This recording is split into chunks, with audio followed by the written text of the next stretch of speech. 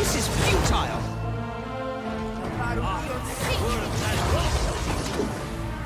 Hey, whose side are you on?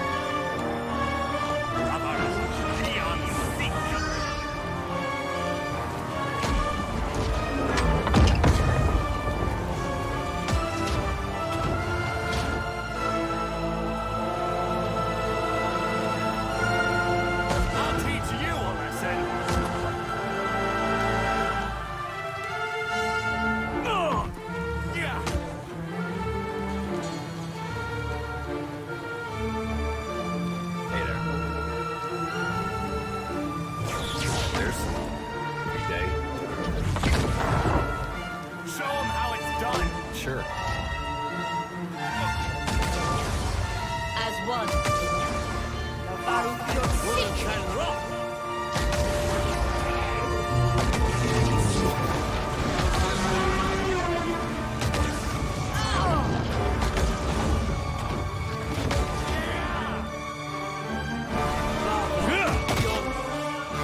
I think not. I need to try something else.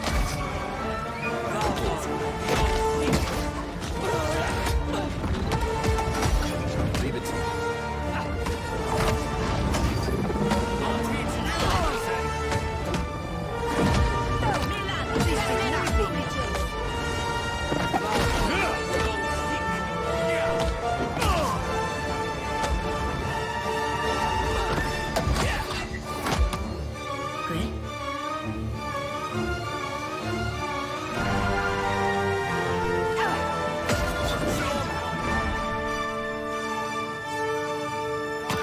That looks like it hurt.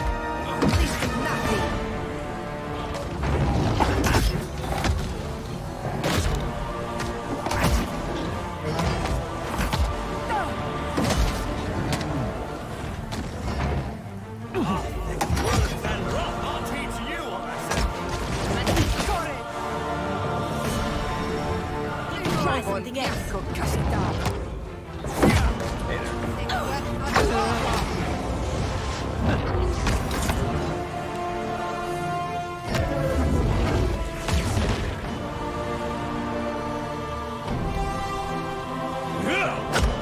Wasted effort.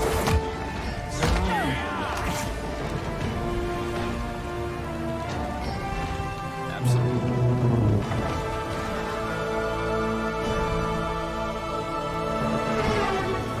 Bullseye.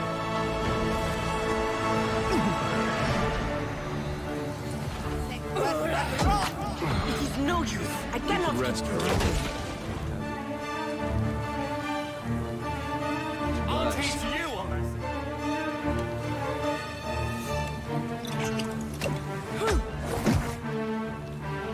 I need some help here.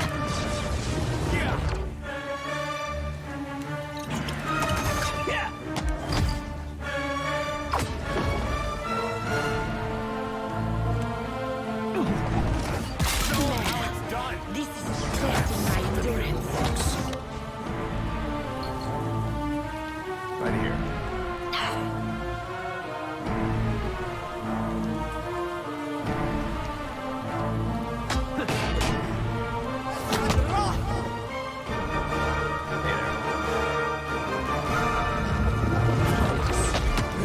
Wasted effort. There's some.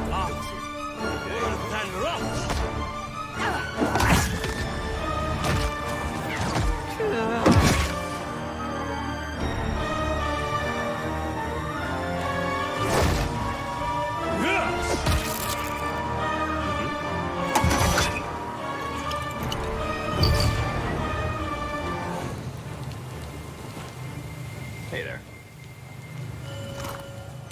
Be right there.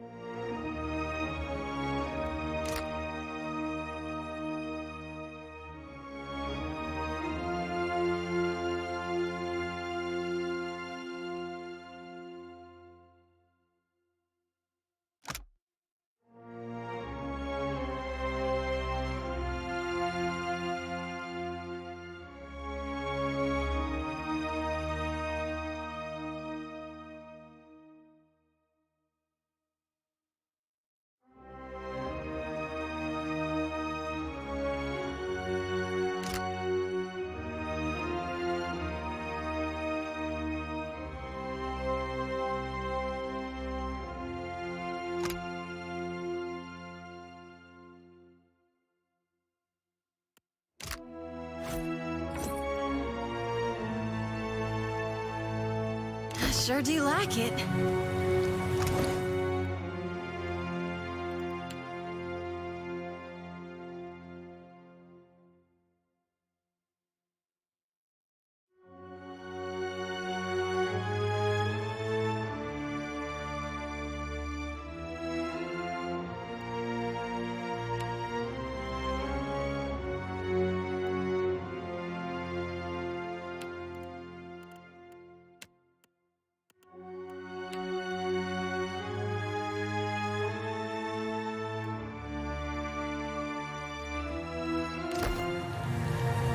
Right here. I got this.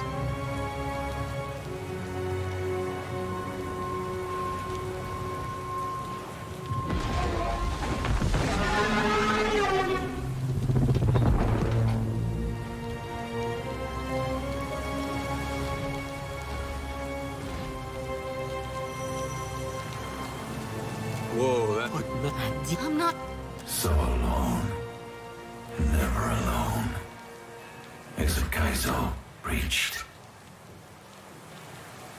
We're the gates of a... We guard the silence of a Kaizo. You are a disturbance.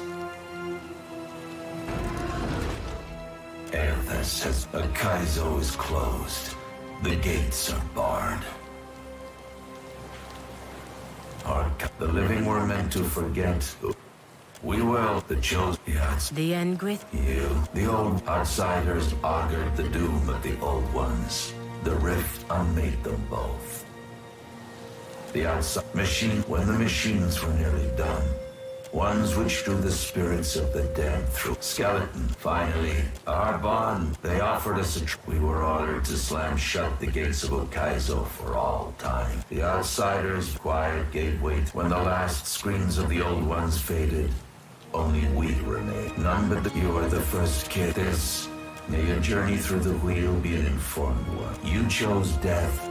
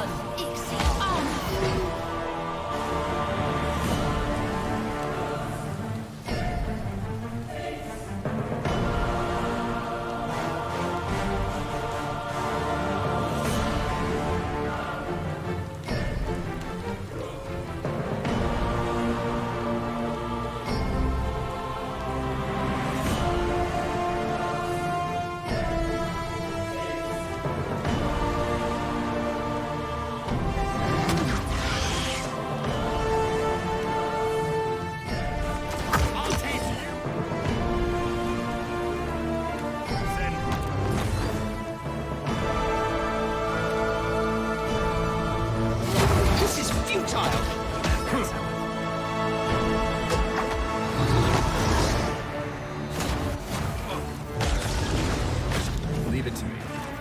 As one.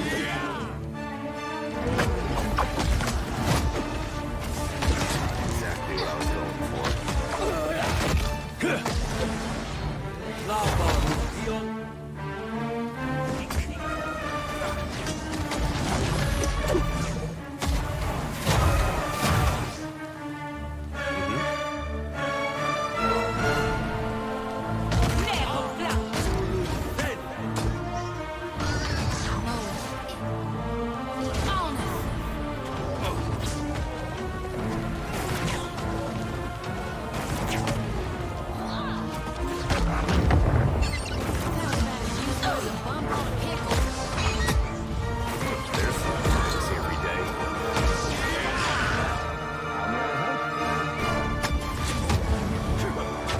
I shall deal with this one.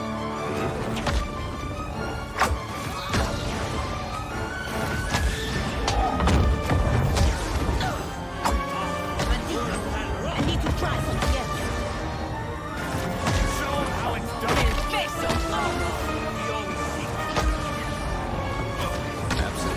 Milan, Bernard Republic. No one noticed that.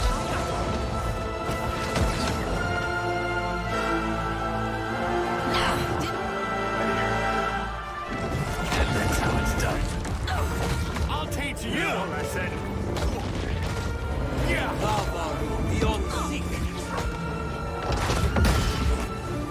passes. Lava, beyond sink. No, I cannot keep you. Lava, beyond sink.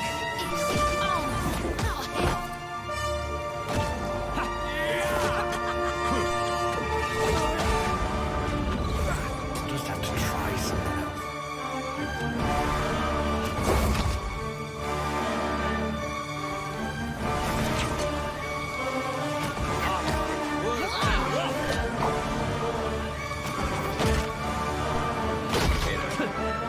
That's it. This thing isn't doing the job. Yeah. Show 'em how it's done.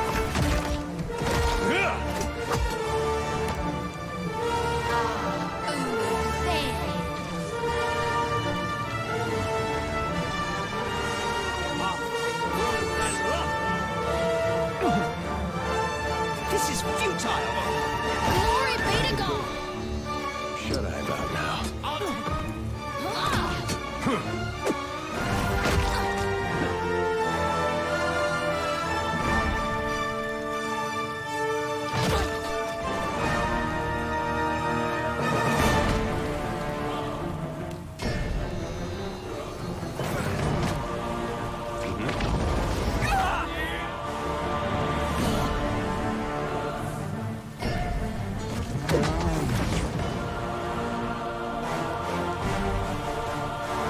Right here. That looks like it hurt. Need something strong. Show 'em how it's done. Yeah.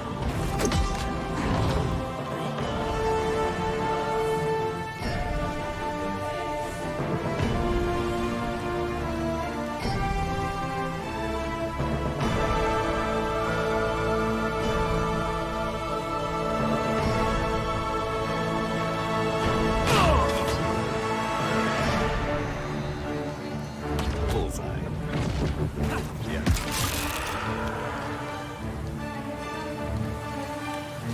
Gotta have something here that works. How do you like that?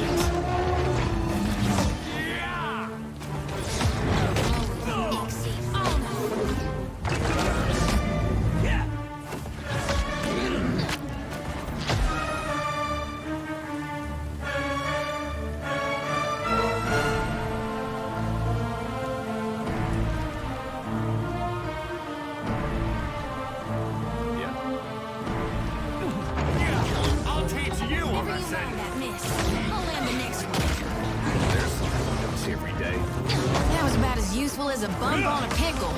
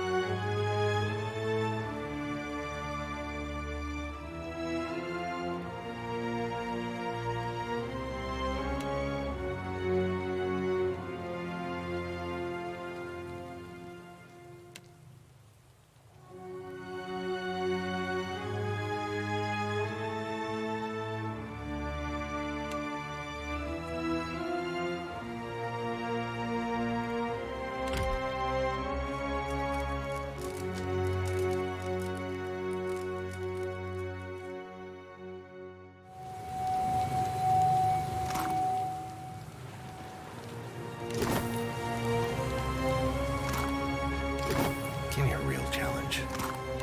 I got this.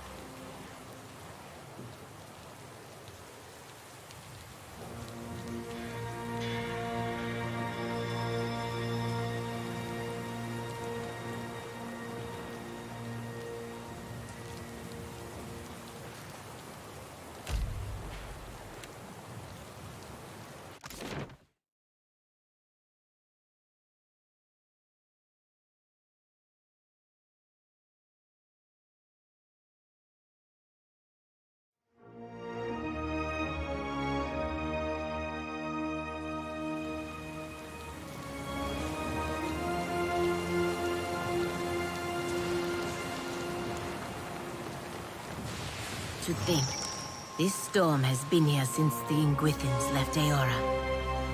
Little wonder that Ukaizo has been lost for all this time. Shendere, I cannot.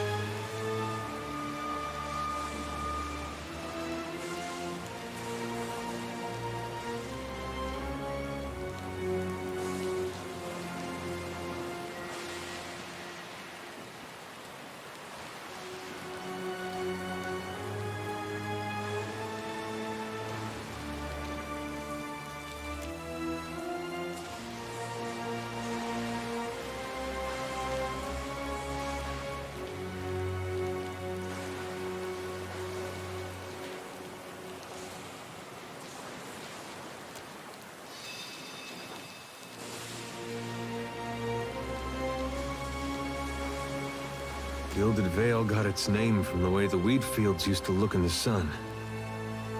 But this place really is gilded. Might as well be a different world.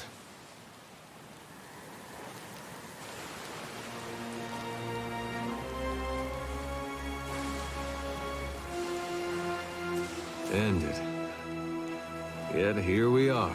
These great people got a funny way of passing on. They disappear from the world, but leave their problems behind for the rest of us to deal with. He does. I guess he's got that over the rest of them. God of redemption, trying to redeem the gods. What a mess.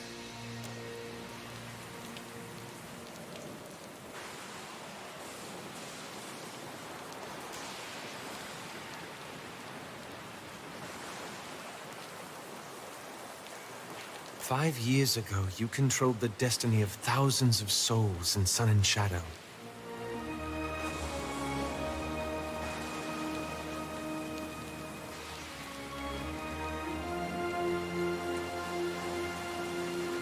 But the choice you make today shall define the fate of every living thing in Eora.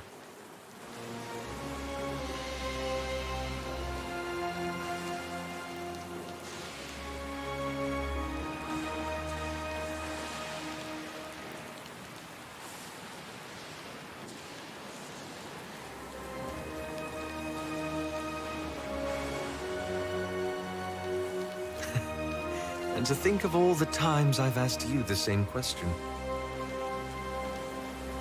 I suppose if it were up to me, I'd want to ensure that Kith are free to define their own future, to triumph or fail by our own decisions.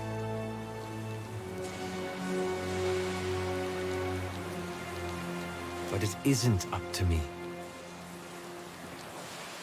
I know you'll choose wisely.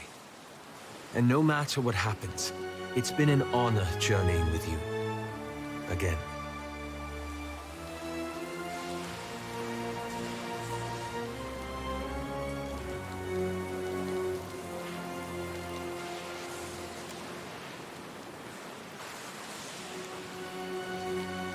Once again, it seems you have led me into a divine mess. At least this time, we will see the gods get what they deserve. And thanks to you, the company will benefit in the end. I am honored to have served with you, Watcher. You are and will always be my camarada.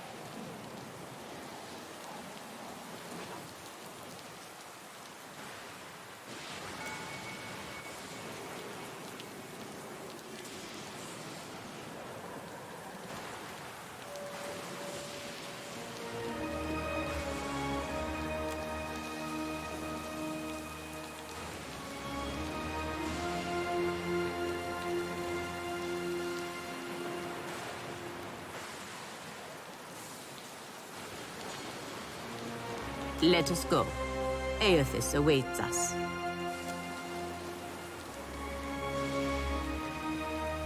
We gonna do this or what?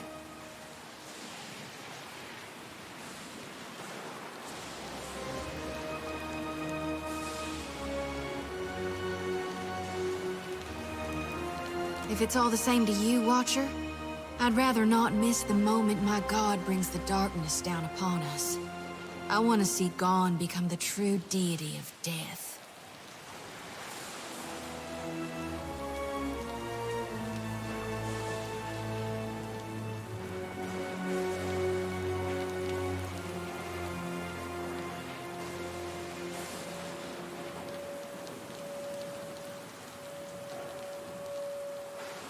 It was, and I'd do it again, only bloodier this time. Think of all the souls I could have gathered if I'd reaped them right from the living.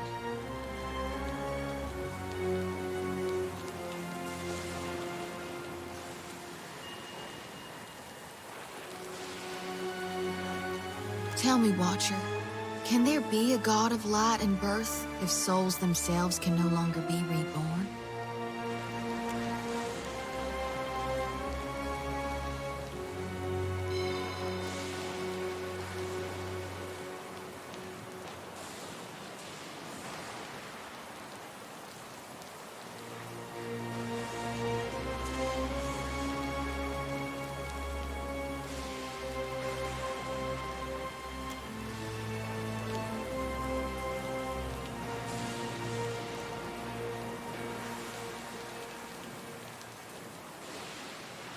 Sure, you can trust me at your back, even if you're going against my god.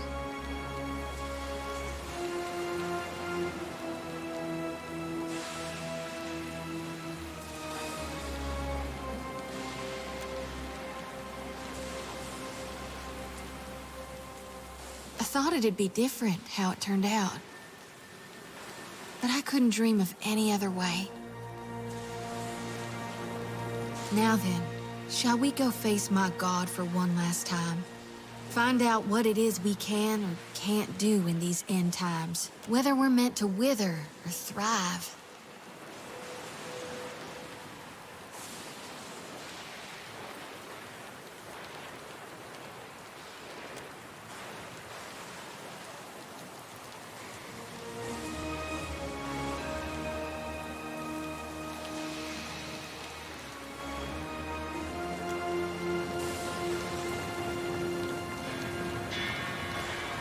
I got this. I got this.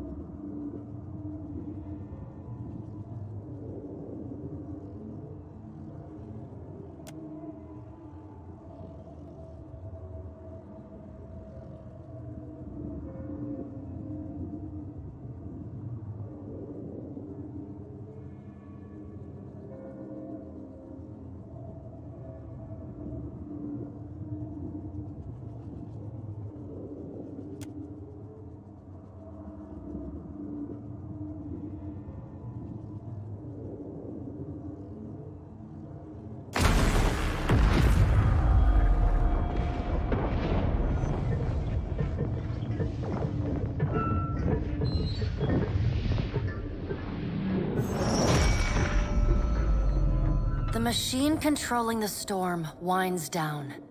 The clattering of its machinery settles into a low whir and then, at last, hiccups to a halt. Beyond the tower, the black, roiling clouds of Andra's mortar roll away from the ancient city of Ukaizo. With only a tired sigh, the bell's ringing is soft. Not the clangor and torrent you've grown used to. It calls to your soul, and your soul yearns to follow it. Your soul flees from your body and into the beyond, chasing that sound. It leads you at last to Bareth's realm, to that cold platform and room of endless doors. Watcher, your journey nears its conclusion. The pallid night stands before you, her gaunt face impassive.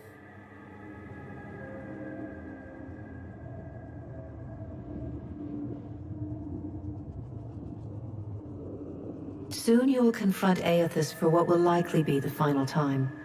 And you will do so as the Herald of Bareth, the only creature on the face of Eora to whom he will listen. Remember that. The pallid night inclines her head to you. black hair hanging limp in her face. She steps back and cedes the floor to Helia with a small, resigned sigh. If Aethys truly intends to go through with his mad plan to destroy the Wheel, a generation's worth of souls will be trapped in the in-between. So many would suffer. How can Aethys be so cruel? He cannot just abandon them. Aethys must help the Kith find a quick solution. Abaddon strides forward. Eothas thrust this crisis on the Kith. They did not bring it upon themselves. Their only mistake was entrusting us to watch over them. Who will help them rebuild their world now?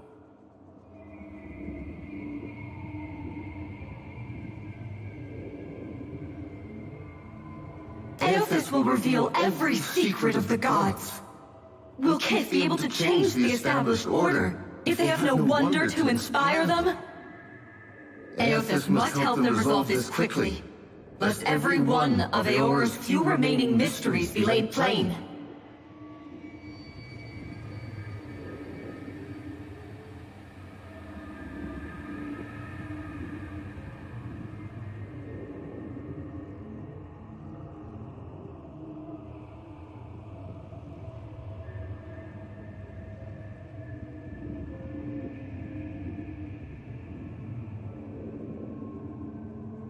You have misgivings.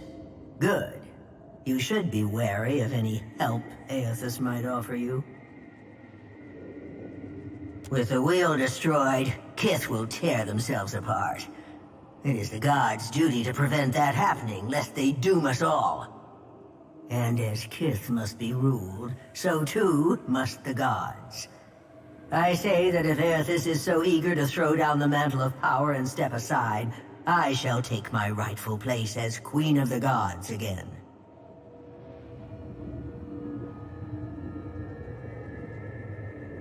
Kith are strongest when they follow our lead, and we are strongest when we lead in turn. United in purpose with the gods, Kith can accomplish things that without us, they could never have even begun.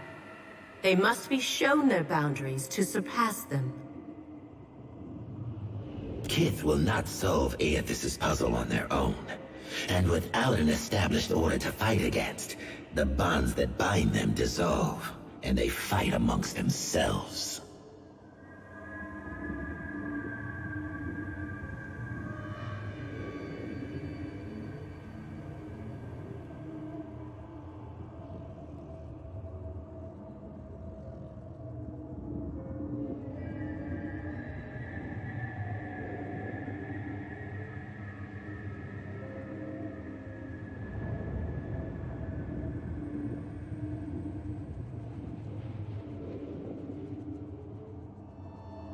You cannot trust us, and you never should have. Only the Kith may save themselves. Boudica's firm hand is but the motherly smothering of Helia by another name. Mortals should have no special advantages. Only once Kith have striven to improve themselves through trial will they truly know their measure. Kith must suffer to find their strength if they are to survive the world into which Eothas drags them.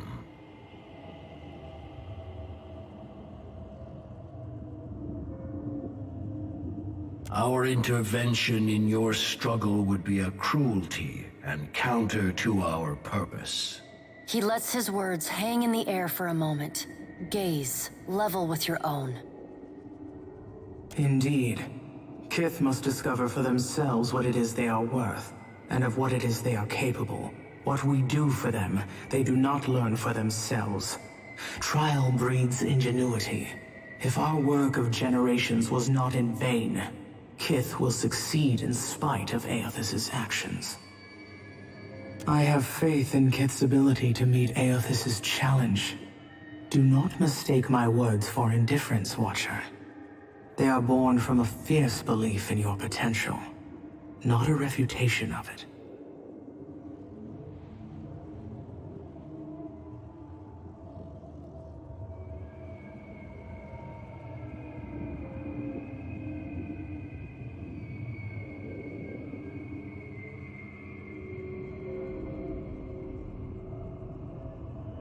You see clearly at last.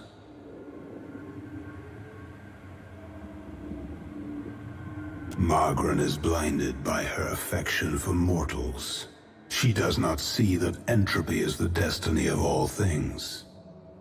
If Eothas were wise, he would destroy everything. End life, end reincarnation, end death. Kith have had their chance. It is time to let silence reign. As Rimergon's words fade, the Pallid Knight returns. She no longer towers over you, a giant even among the gods, but meets you at your height. She lets the arms crossed over her chest fall to her sides. She speaks to you openly, plainly, an expression almost like tenderness. Well, Watcher, you know where we stand. What do you believe?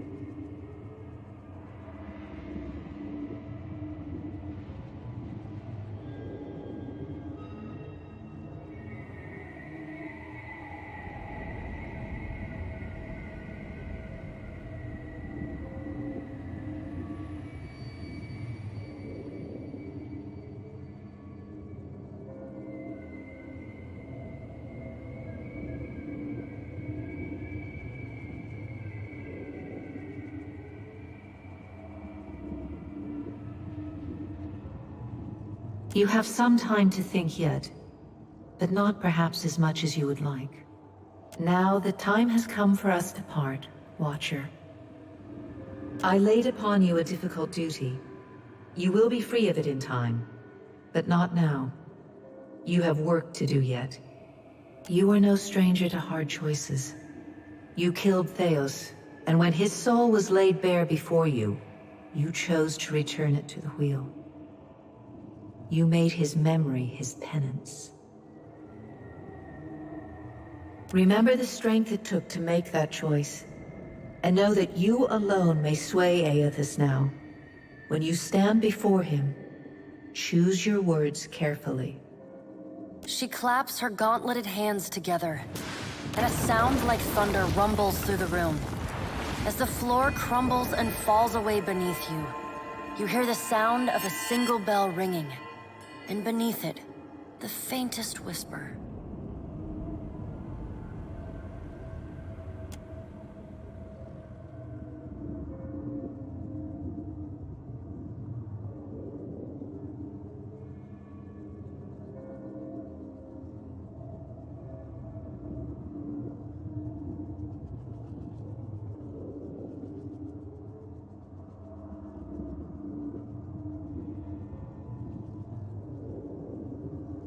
You keep falling asleep on me, I'm gonna have to start walking behind you with a pillow. Oh, by the way, the storm's gone. Also, I think Eothas has ended the world.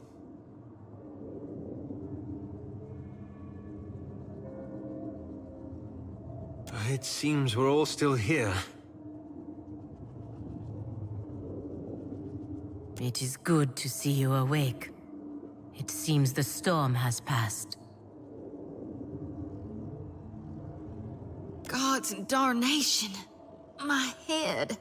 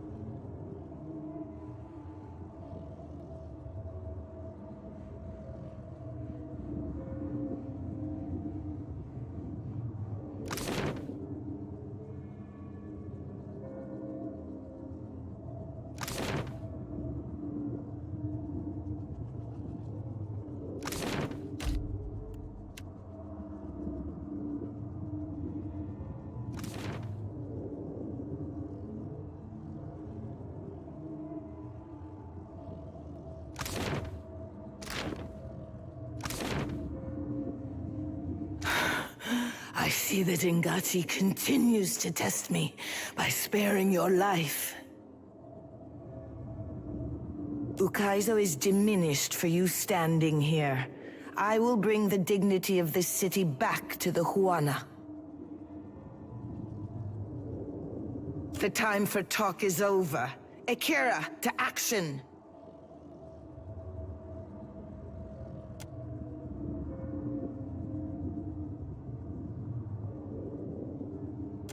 Watch out.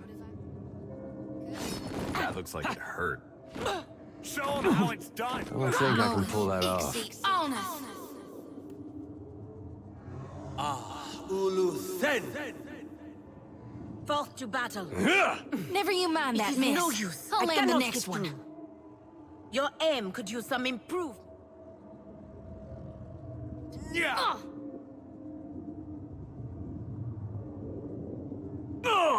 Lavaru beyond seek! I'll teach you a lesson. Of course. And that's how it's done. I think that's beyond me. Go! Oh!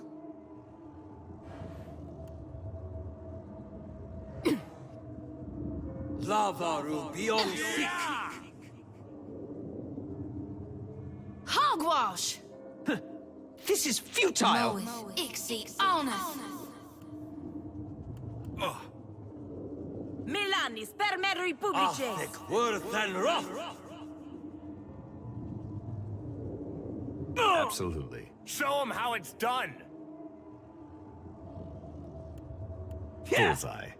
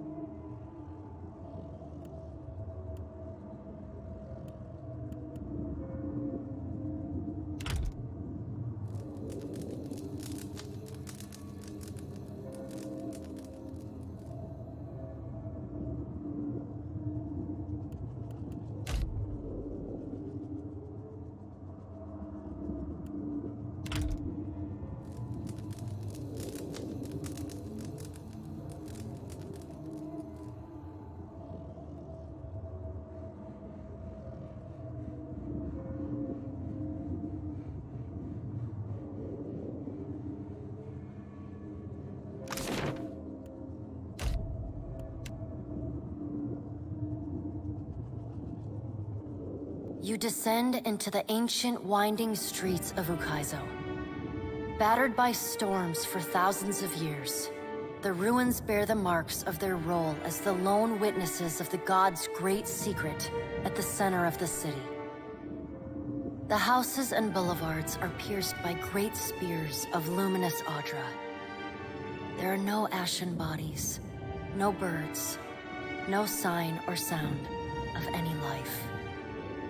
But with every step, the rhythmic pounding in the distance draws nearer. Soon, you can feel the vibration traveling up your spine. As you approach the center of the city, the weathered architecture gives way to more luminous Audra, piercing the ruins, eventually overtaking them entirely. Cresting the top of a fallen tower, you finally get a clear view of Aethys. He stands, legs astride, next to a great stone monument ringed with 11 cavernous alcoves. All but 3 hold a gargantuan skeleton, bones scrubbed clean by the city's storms.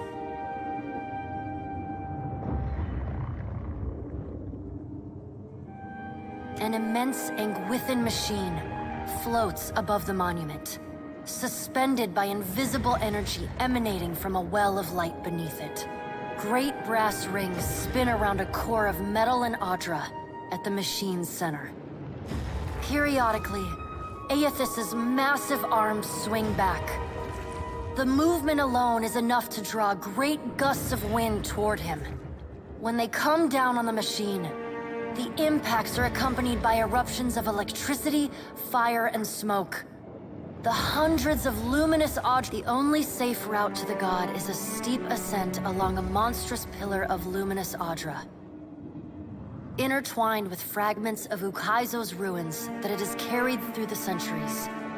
The pillar bends in a long arc, towering above the machine. The pillar levels out near Aethys' head, a silent observer to the destruction of the machine it has grown beside over thousands of years.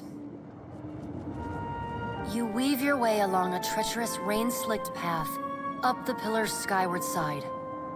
As you arrive at the top, you catch Aethys' attention. Fist pulled back, he pauses to observe you.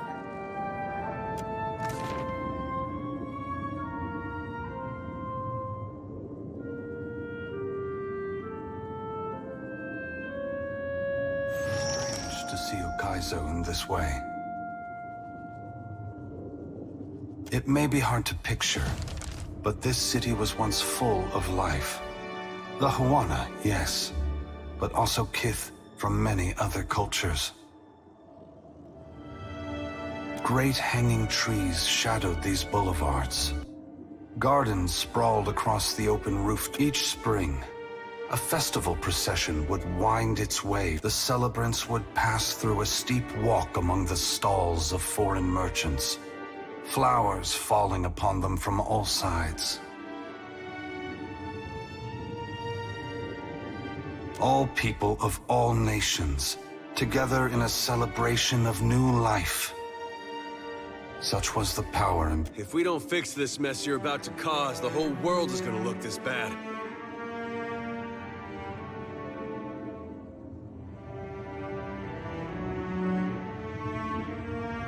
I mean, it's a mighty heavy load you're putting on our shoulders. I just hope we can carry it.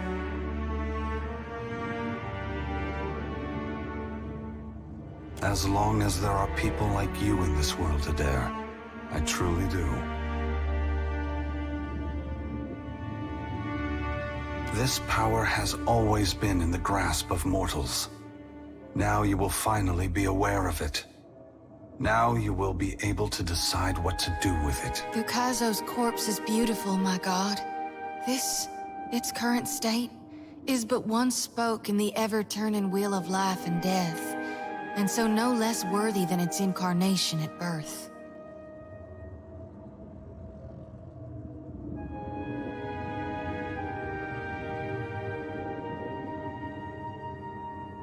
But you seek to break that wheel. I beseech you, Gon, that when you do it right. Burn to ash every Audra root in hell so that it may never regrow. Let the darkness reign eternal. It saddens me that the harvesting of souls in my name has brought you to this place, Shoti. But I am the cause, and I must take responsibility for it. I can only hope that after I am gone, you will see there is a brighter future for mortals. It is a future that you can help shape, even if you cannot see it now.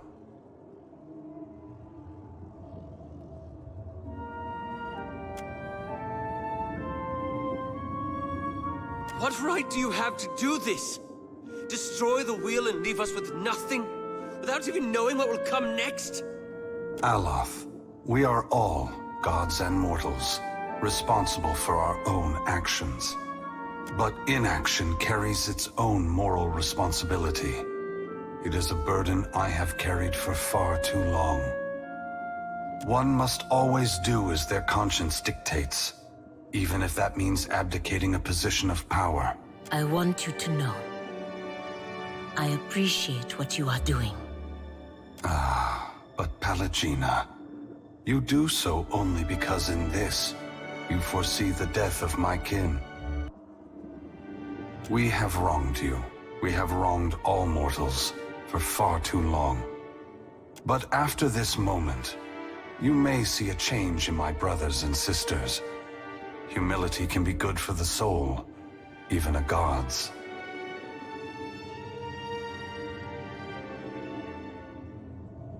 But what of you, Watcher? Why have you followed me? Have you come to bear witness to the breaking of the wheel?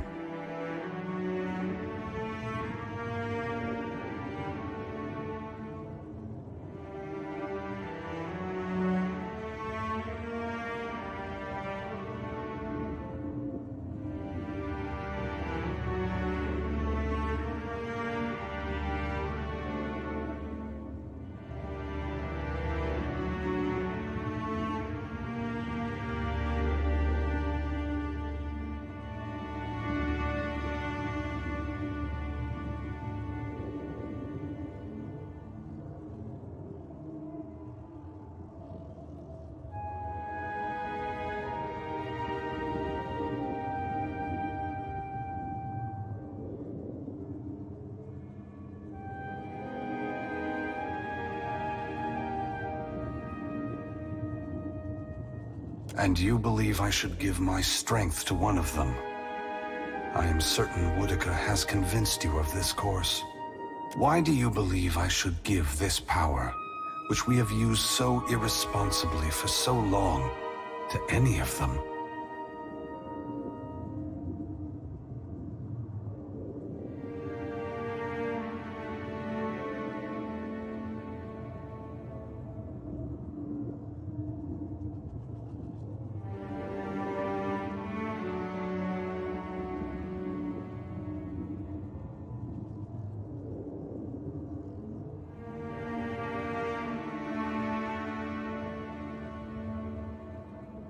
Though I hope my brothers and sisters would not do so, history has shown that this chaos may very well move them to war. You have convinced me, Watcher. The gods do need a strong leader. I will ensure they have one after I am gone. I must attend to my final work now. I cannot delay any longer. You have carried a heavy burden across the Deadfire, Watcher. Before I go, I would rid you of it.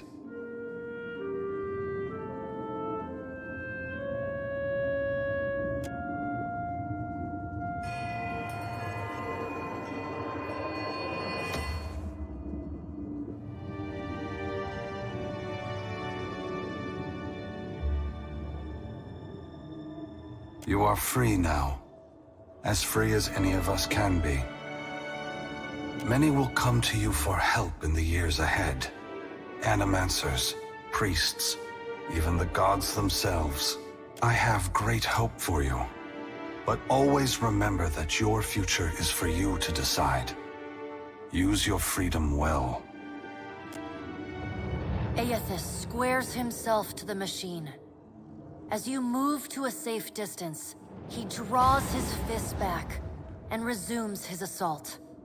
The blows rain down with increased fervor, but the machine perseveres in spite of his efforts. Spreading his arms wide, Aethys draws power from the luminous Audra clustered around the valley.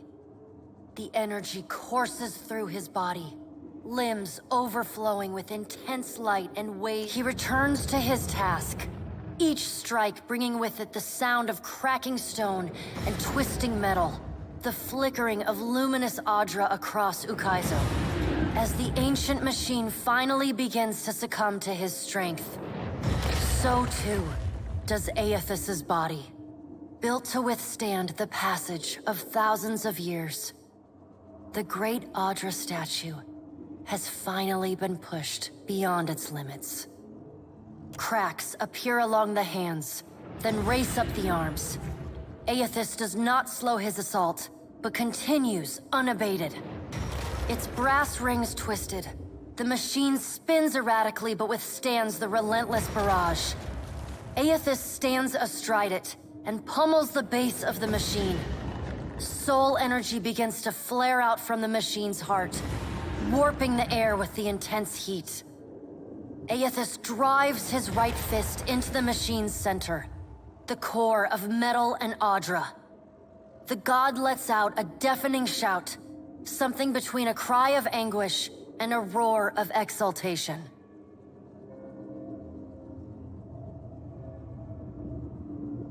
You see Aethys' arm shatter upward from his hand through his elbow. A flash of light and heat bursts from the core, accompanied by a cacophony of destruction. The moment passes. As Aethys' shout echoes throughout the valley, your eyes begin to recover. The god's work is accomplished. The great machine of Ukaizo has been destroyed. The wheel has been unmade.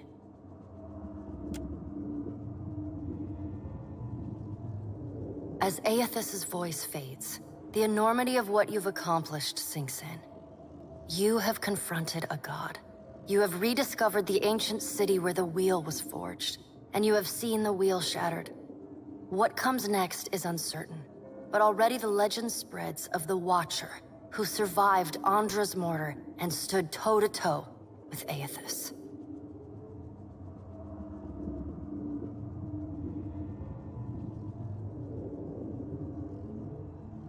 Aethys channels his essence into Barroth, empowering the god of doors, cycles, and life and death beyond all other gods. Barroth vows to maintain peace and order in the here and the beyond, while Kith labor toward a solution. The other gods, for the time being, submit.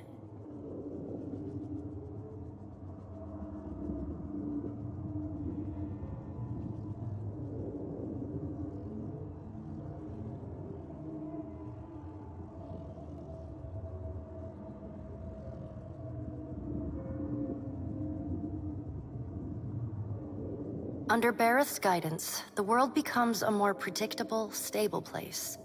Seasons fall into a disturbingly regular rhythm, and wars, famines, and natural disasters dwindle. But so too do surges of prosperity and innovation. Great minds around the world work methodically towards salvation, both unhindered and uninspired by changes, upheavals, and the unexpected. In reaching Ukaizo and facing Aethys, you have accomplished the impossible. And you have done it without the assistance of the great powers of Deadfire. Your feats capture the awe and imagination of a world that needs heroes more than ever. Some say your intervention prevented Aethys from a far worse act of destruction. Many believe you will be the salvation of Eora.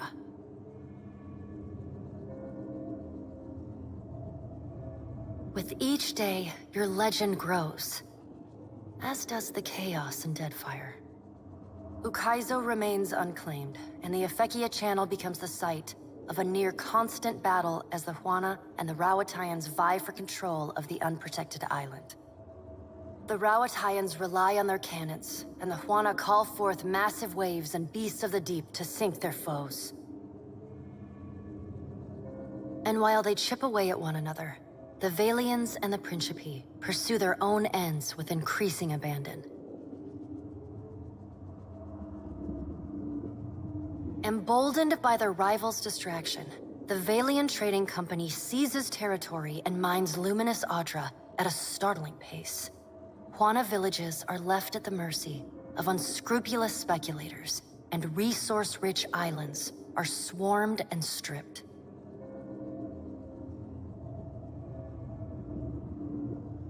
To support their operations, the Vailian Trading Company begins shipping ever greater quantities of supplies and luminous Audra to and from the archipelago.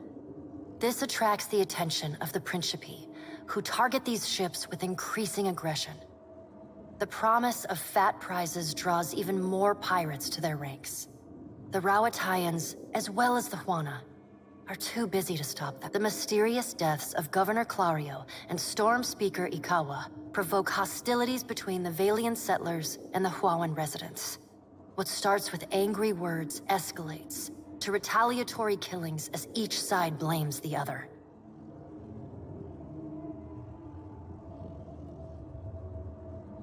By the time anyone bothers to question the strange coincidences surrounding their deaths, including reports of a cloaked Omawi woman seen in both the port and the village, as the balance of power changes in Deadfire, so too does Nekataka transform.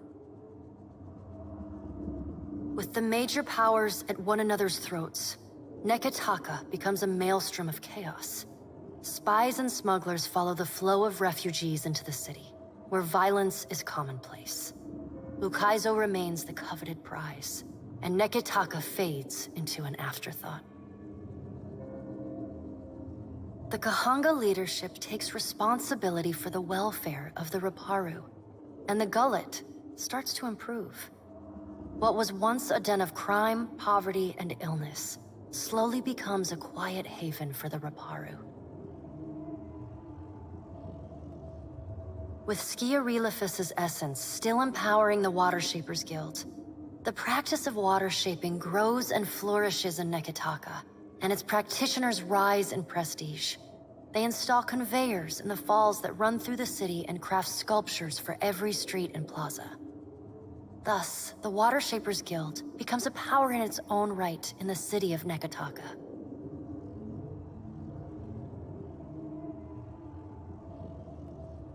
Your brief encounter with Letharn proves deeply influential for the children of the Dawnstars.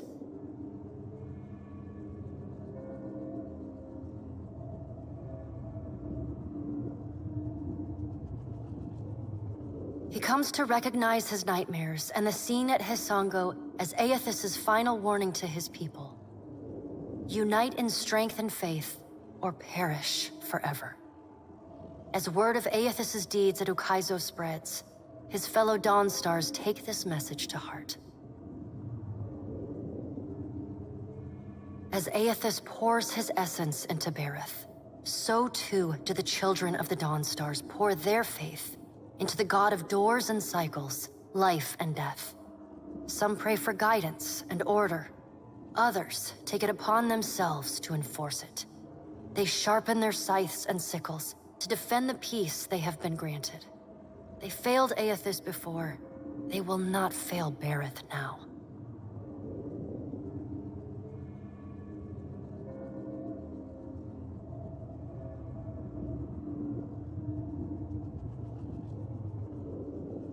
Ruanu, the chieftain of the Huana at Tikawara, dies mysteriously.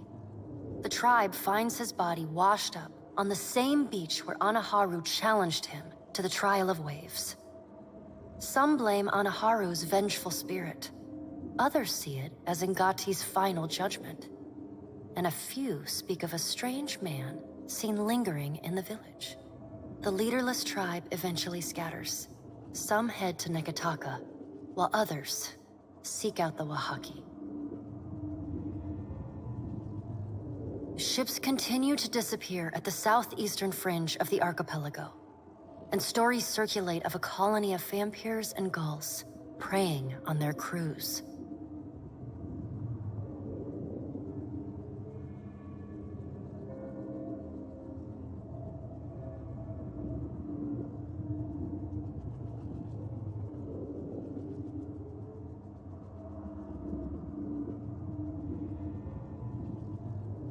The dragon, Neraskirlas, no longer passes between Eora and the White Void, and the dead flow slowly breaks apart, exposing the temple long frozen within.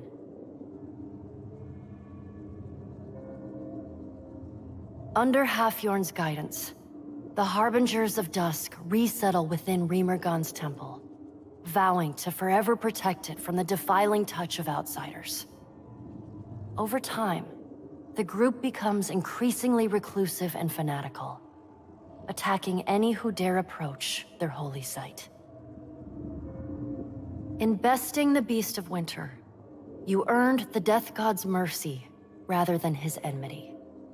The deity remains characteristically unforthcoming about his decision, and you're left to wonder whether in doing battle with him in the White Void, you somehow furthered his apocalyptic ambitions. Word spreads of the Primal Island of Kazuwari, once home to an arena that hosted bloody competitions and fearsome ordeals. Wild tales whisper that the spilled blood attracted a terrible beast of scale and fang that slaughtered those gathered at the island before destroying the great enchanted statue that oversaw the island's trials. Absent its guiding voice, Kazuwari descends into anarchy.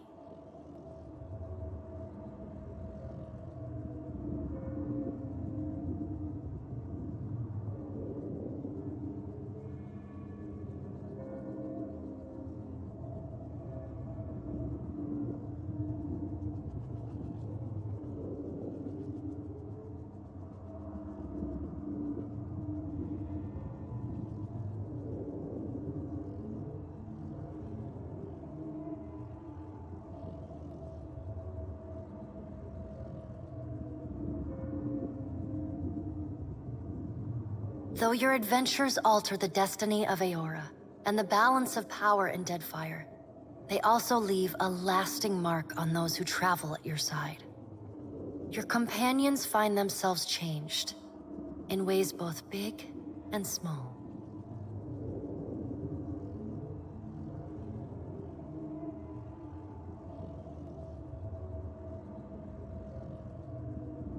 Adair returns to Hisongo, where he reunites with Byrne, the son of his former lover, Alava.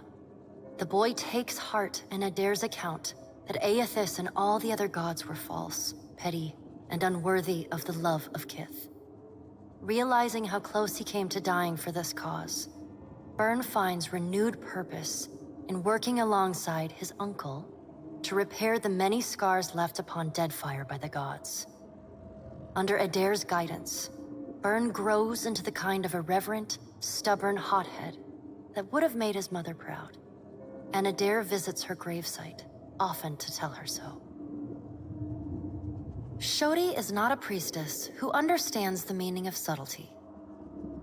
As such, she makes her girlish crush on Adair painfully obvious from the moment she first sets eyes on the strapping fighter. Early in your travels, Adair appears discomforted by her persistent flirting.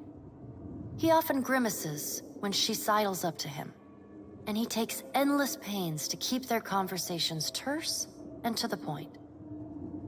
But after a little smoothing on your part to nudge them in the right direction, Adair makes an effort to view Shodi with an open mind. And Shodi begins teasing the veteran fighter in a more companionable and less amorous manner.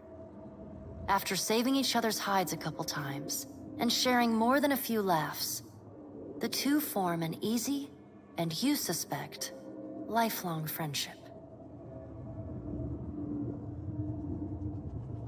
Plagued by constant nightmares and hallucinations, Shodi becomes increasingly disassociated from reality. Meanwhile, her power continues to grow with every soul she harvests.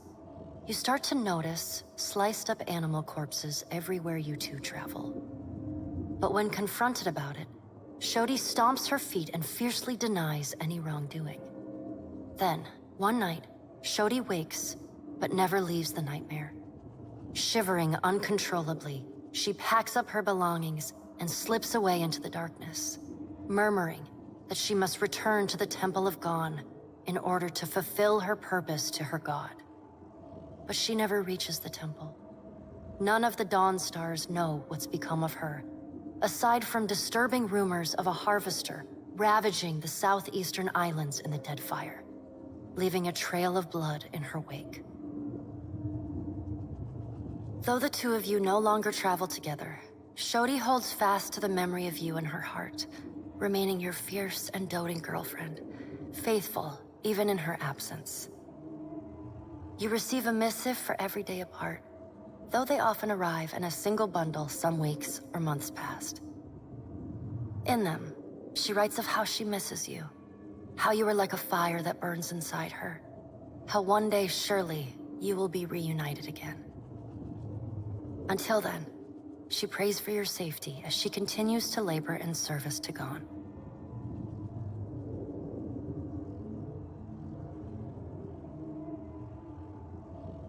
Aloth renews his commitment to destroying the Leaden Key. With the wheel broken, loosening the god's stranglehold on Kith is more urgent than ever. It is a lofty goal, and one he does not expect to finish in his lifetime. But if there's one thing he's learned from the Watcher, it's that a single person can change the world.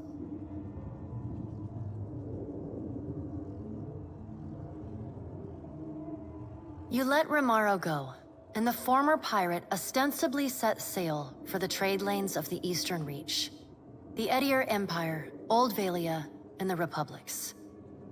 For the remainder of your time together, Seraphon seems, if not exactly happy. After your encounter with Aethys, the pirate drifts into quiet contemplation. As you sail into your next port, he meets you at the ship's rail.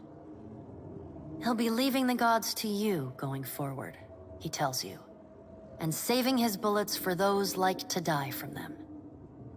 Seraphon parts company with you not long after. Occasionally, in the years that pass, you hear tales of his ship, the Taste of Freedom, and its violent exploits against any and all who would purchase or purvey Kith.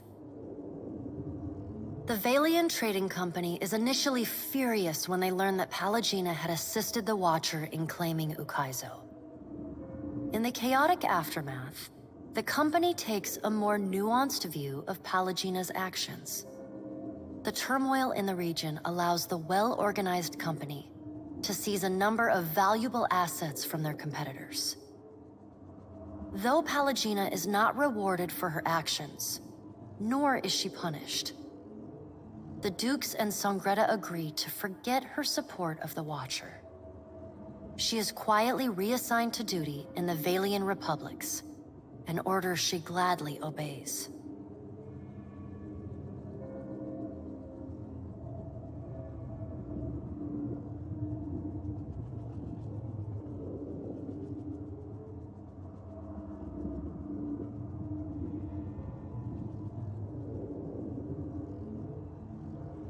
Pallegina renews her relationship with Jackalo, corresponding with him regularly, and even meeting with the old Animancer once or twice a year. Though she does not understand the intricate details of his research, she reads his letters and responds with great enthusiasm. Her brothers, and even the Dukes themselves, note that Pallegina's demeanor is always warmer on the days when she receives a letter. Rumors even spread that some of the brothers have seen her smile. Time away from the Navy gives Maya Rua some perspective on how Rauatai conducted the Deadfire occupation. No sooner does she return to active duty than she voices her frustrations over some of the more underhanded tactics she witnessed and carried out in the name of the homeland. Her voice carries all the way to the Ranganui, who reminds his admirals that battles are won by superior tactics, but war is a battle of precedent. And winning, though Mayo's covert assignment in the Deadfire is considered a success, few claim knowledge of it or openly congratulate her. She receives no praise beyond knowing glances or the occasional raised tankard from her countrymen. She looks forward to seeing her brother again. So does Ashiza. Tekehu never intended to grasp at the destiny his coming foretold, but he finds himself doing just that. He sails from island to island as an emissary from the gods to the Huana people. The tribes welcome his message and use it to bridge their traditions across the archipelago. Huana unity has never been stronger. With Ngati's covenant firmly in mind, Tekehu feels confident enough your farewell is short and cordial. Nothing further needs to be said, and you wish each other well. Tekehu does not look back. The sea feels restless in his absence. Your pursuit of Aethys and your journey to Ukaizo signal the end of forces that have shaped the lives of Kith and the course of nations. The cycle of reincarnation has been broken. The storms of Andra's mortar have calmed. Yet each ending promises a new beginning. As the sun rises over Ukaizo, Kith turn their gaze eastward, wondering at what lies beyond, and at the world they will fashion for themselves.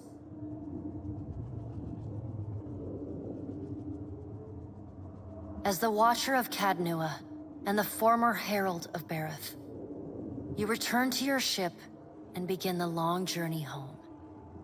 You hope for calm weather,